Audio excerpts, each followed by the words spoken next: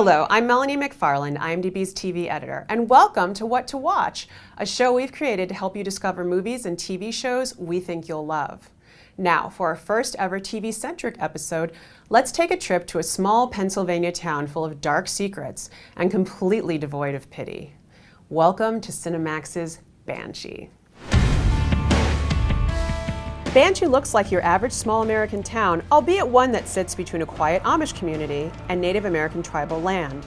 It struggles to maintain peace in spite of a simmering rivalry between a ruthless ex-Amish crime boss and the local tribal leader standing in his way. Into this delicate ecosystem walks a man just released from serving a 15-year prison sentence for his role in a diamond heist, played by New Zealand actor Anthony Starr. He intends to pick up where he left off with the love of his life and partner in crime Anastasia, who's portrayed by Ivana Milicevic. However, while he was in prison, Anna reinvented herself as Carrie Hopewell, mother of two and the local district attorney's wife. Instead of accepting that circumstances have changed, our ex-con also assumes a new identity, that of the town's recently hired sheriff, Lucas Hood.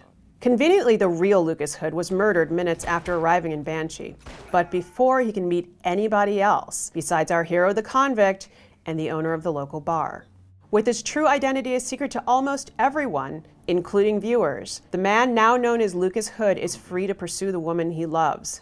But his quest comes at a high price. There's still a matter of those stolen diamonds, millions of dollars worth, enough to make a Ukrainian crime boss named Rabbit resurface to hunt down Hood, Carrie, and the other member of their former crew, a deadly and witty cross-dressing hacker named Job. This setup serves to steep viewers in this heightened, very dangerous world. Think of Banshee as a moving, breathing graphic novel.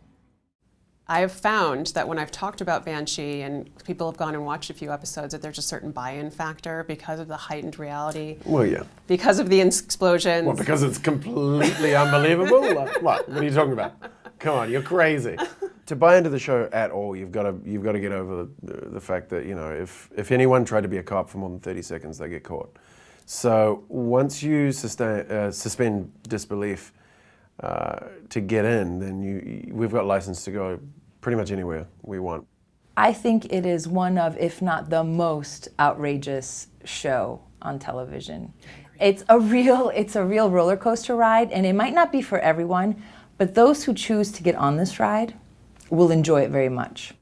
Underneath its Pulp Fiction wrapping lies a provocative character study of broken people tossed aside by their families and communities. Instead of mourning, they either revel in or mask their despair with various degrees of lawlessness and amorality, injecting a healthy dose of humor into the ridiculousness at the same time. Starr is appealingly low-key as Lucas Hood, and though it takes a few episodes for him to display a wider emotional range beyond brooding and battling, he makes Hood a very likable hero.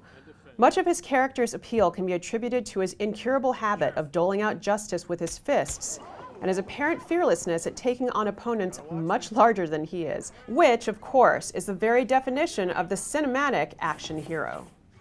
You know, there's a moral code that exists within the character, which you know, rightly or wrongly, I don't try not to judge when we're doing these things. I try not to judge too much whether it's right or wrong, but he's definitely operating according to what he believes is the right thing to do, and often what he believes is the right thing to do is the wrong thing according to most of us, but it is for the right reasons, you know. We all want to extract our own form of justice at some level, and I think, you know, this is a character that's able to do that, and there's a part of all of us, you know, that wants to go maybe not above and beyond the law, but definitely sideways from the law now and then.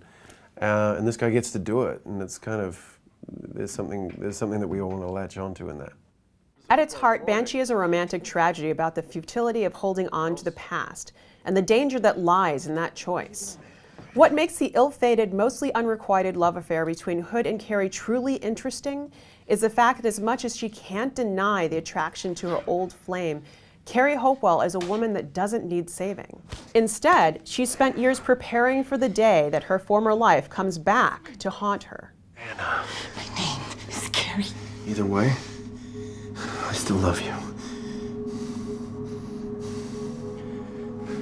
If that's true, then you'll leave here and never come back. Your character has a lot of physicality to it in terms of being able to hold her own against some pretty formidable opponents. So can you talk about a little bit about the physicality of the role? The women of Banshee are all pretty formidable, and they give as good as the guys give, and they also get as good. So it's a physical part that requires a lot of training and a lot of preparation, and bruising, bleeding, sweating, and crying at the end of every season. Sorry. It's been that kind of week. You okay? Yeah. Let's have some fun. One thing the show is not, however, is brainless or misanthropic.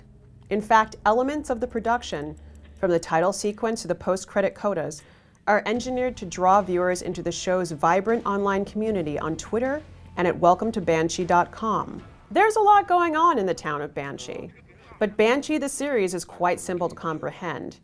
And if you're a fan of fast-paced, explosive storytelling flavored by a strong brew of action and modern noir, this could become your new Friday night addiction. In fact, Banshee may be the most underrated, solidly produced thrill ride on television.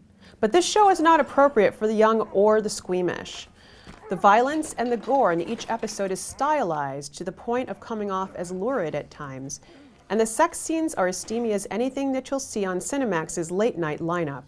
My advice to new viewers is to push through the first 5 episodes of this moving comic book with all of its heightened situations and brutal action scenes.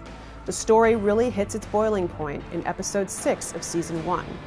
All of this is why I enthusiastically tell people that Banshee is what to watch. Season 1 of Banshee is available to purchase on Amazon Instant Video, and Season 2 is airing now on Friday nights at 10 p.m. on Cinemax. To find out when the next new episode airs, and to see the latest casting news, photos, and episodic information, visit Banshee's title page on IMDb.com or on any of our mobile apps.